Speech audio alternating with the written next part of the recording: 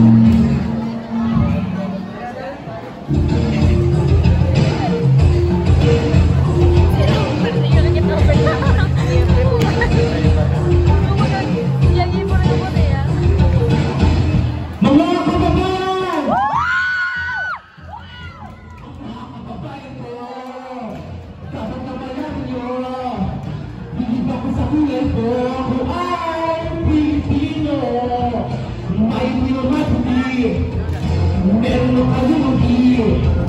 Isipin mo na kaya mo, ang pag-ibig yung inibig. Dapat na sumika para tayo maghilang at ibahan mo. Pag-ibig mo kayang gusto mo, ay kaya mo. Kung kaya mo, ay kaya niya. At kaya natin dalawa. Mga kapatid ko, dapat na malaman nyo. Bibigyan mo sa kulay ko, kung ay Pilipino. Ay sumabili, meron mga lubid. Isipin mo na kaya mo, abulin yung inibig.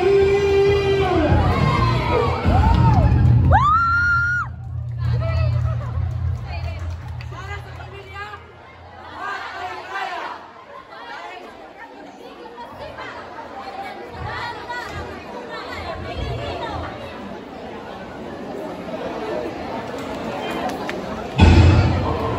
Maraming salamat. Ikapitong